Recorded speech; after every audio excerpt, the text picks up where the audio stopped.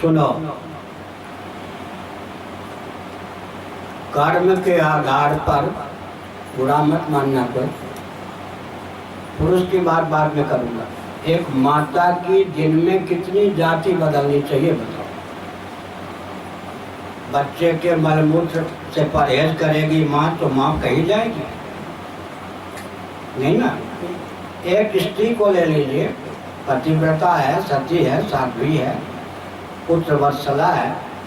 एक स्त्री की जाति कर्म के आधार पर एक दिन में कितनी बदलेगी? समझ गए?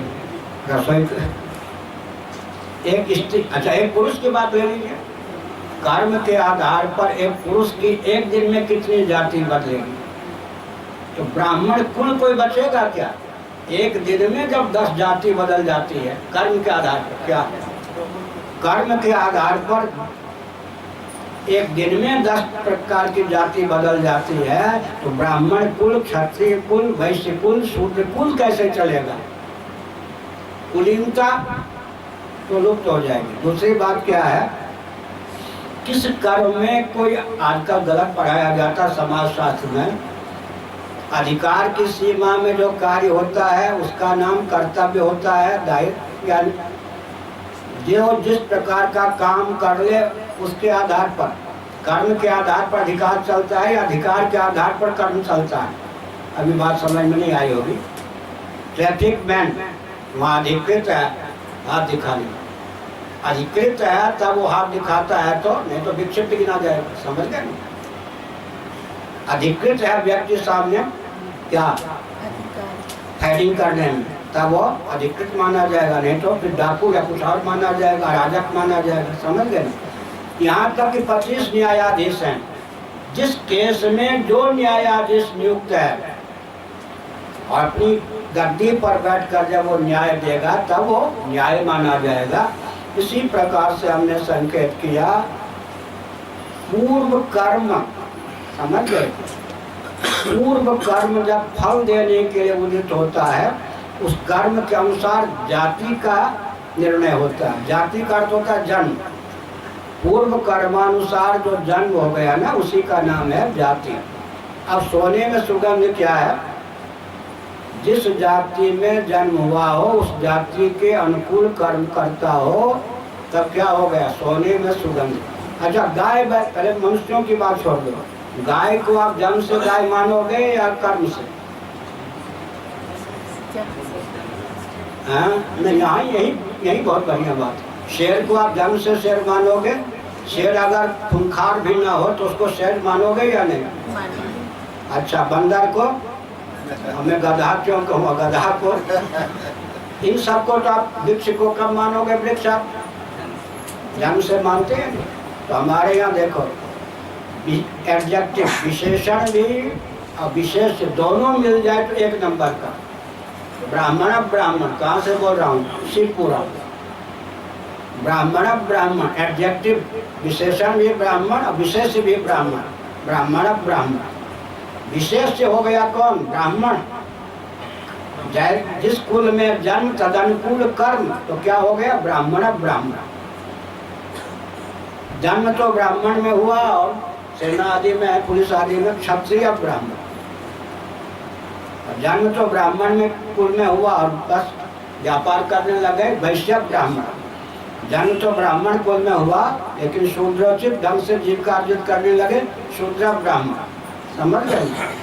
दूसरी तो इससे जन्म नियंत्रित, पूर्व कर्म नियंत्रित जन्म होता है, जन्म नियंत्रित कर्म होता है। एक बात याद कर लेना, पूर्व कर्म के फलस्वरूप जाति जन्म होता है, तो जन्म नियंत्रित फिर कर्म होता है। समझ गए? जन्म नियंत्रित कर्म होता है तो सोने में सुगंध हो गया। इसीलिए दूसरी बात है, और भी बहुत से प्रश्न किए जा सकते हैं। अपवाद का, एक्सेप्शन का क्षेत्र ज्यादा भी हो तो लक्षण नहीं बदलता। कहाँ लिखा है? श्रीमद् भागवत एकादश स्कंद श्रीधरी टीका। क्या अपवाद ब्राह्मण का लक्षण नहीं भी दिखाई पड़ता हो तो भी सुन लीजिए, अपवाद का क्षेत्र ज्यादा भी हो तो लक्षण में अंतर नहीं आता। विश्व में खारे पानी की संख्या अधिक है, मात्रा अधिक है या मीठे पानी, लेकिन जल का स्वाद क्या माना जाएगा लक्षण करते समय? और जो तप्त कुंड होते हैं उसका जल तो तप्त होता है, लेकिन जल को स्वभाव से शीतल ही माना जाएगा, मधुर ही माना जाएगा। अपवाद का क्षेत्र अधिक हो जाने पर भी नियम में कोई अंतर नहीं पड़ता है, संसर्ग के कारण।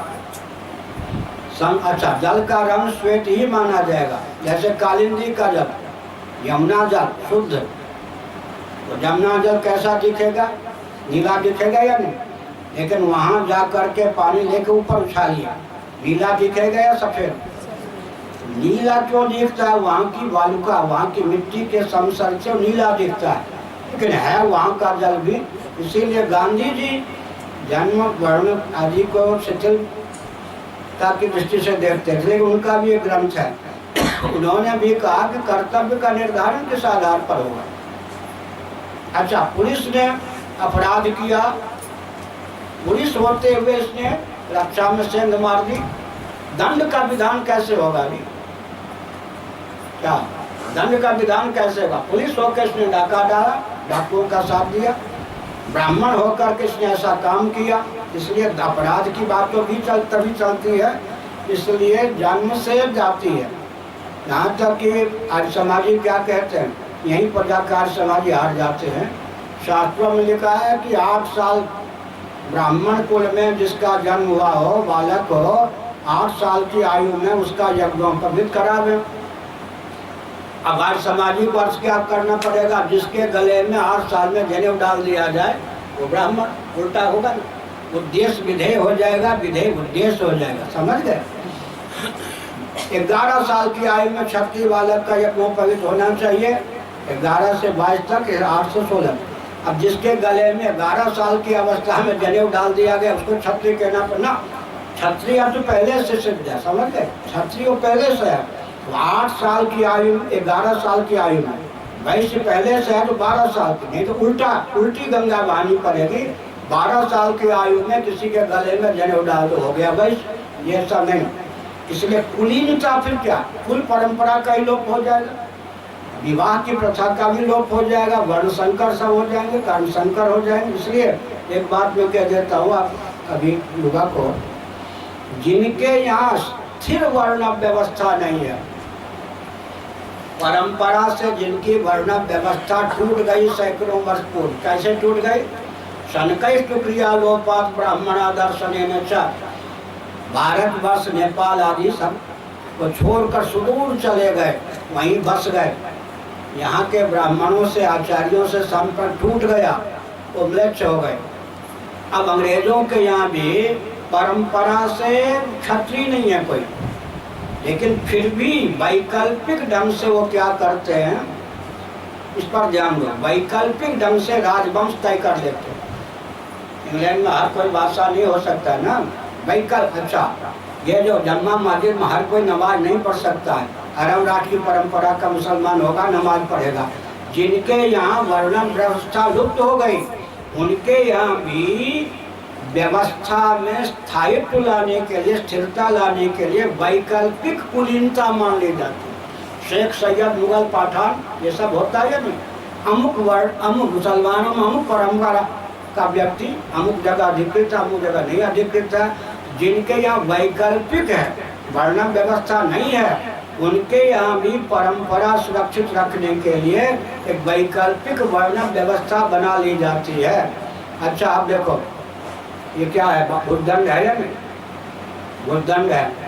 किस विश्वविद्यालय में इसको प्रशिक्षण प्राप्त हुआ कि शरीर के किसी अंग या प्रत्यंग पर वार होने की संभावना हो तो टूटने फूटने की चिंता किए बिना अपने आप को यूँ कर दो।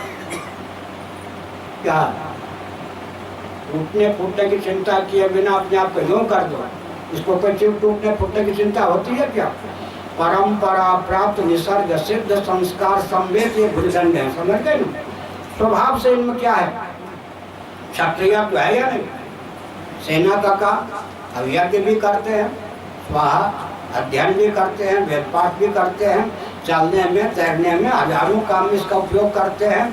सामने वाले को मालूम है कि ये सेना है, सैनिक है, क्षत्रिय है, मतलब अवसर आने पर इस चांटे का, मुक्के का, मुष्टिका का रूप धारण कर सकता है, हाथ में रिवॉल्वर भी पकड़ सकता है।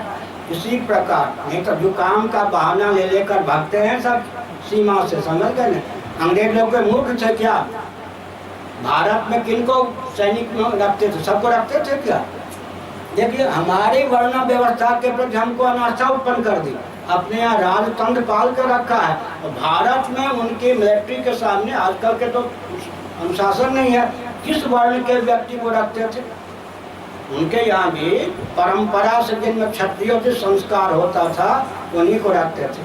और छोटी सी बात जो आप समझ सको, 7 पीढ़ी से कोई वकील हो उसको आप बुरा मानोगे या अच्छा? अच्छा मानूंगा। इस कल्प में आरंभ से ही जो ब्राह्मण हो उसमें जो ब्राह्मणत्व का संस्कार होगा, बना कृत्रिम ढंग से ब्राह्मण बनाओगे तो हो सकता है। और भी बुरा न मानो, होली है, बहुत समय हो गया। वैकल्पिक ब्राह्मण कितने हैं आज? वकील जितने हैं कई लोग से ब्राह्मण भी हो सकते हैं। कि वैकल्पिक ब्राह्मण है या नहीं? मंत्री जो है, राष्ट्रपति हो गए, कल्पना कीजिए राजा, मंत्री हैं, सब वैकल्पिक ब्राह्मण है या नहीं? अच्छा शिक्षक जितने हैं ये वैकल्पिक ब्राह्मण है या नहीं? वैकल्पिक ब्राह्मण से खानदानी ब्राह्मण के द्वारा जिस कार्य की सिद्धि होती थी उसके ठीक विपरीत कार्य की सिद्धि हो रही है नहीं? पुलिस मिलिट्री एक आजकल वैकल्पिक है ही नहीं, अंग्रेजों के दिए हुए। परंपरा प्राप्त जो क्षत्रिय होते थे उनका विकल्प हो सकता है क्या? छात्र धर्म के ठीक विपरीत कर्म की सिद्धि इनके द्वारा होती है। उद्योगपति जितने हो गए वैकल्पिक वैश्य है नहीं? परंपरा का वैश्य कोई शोषक हो सकता था? नहीं हो सकता था। वैकल्पिक वैश्यों से देखो क्या वैकल्पिक वैश्य। अच्छा राम के कौन मिशन है, क्या होता है, क्रिश्चियन मिशन। हमारे परंपरा प्राप्त जो सेवक होते थे उनमें जो सेवा का संस्कार होता था, सेवा के नाम पर घातक और शोषक नहीं होते थे। मिशन वालों को देख लो, ये वैकल्पिक शूद्र बने ही या नहीं? वैकल्पिकों से तो बंटाधार हो रहा है, फिर भी आंखें नहीं खुल रही। जितना बंटाधार हो रहा है, कृत्रिम ब्राह्मण, कृत्रिम क्षत्रिय, कृत्रिम वैश्य, कृत्रिम शूद्र, क्या हो गया?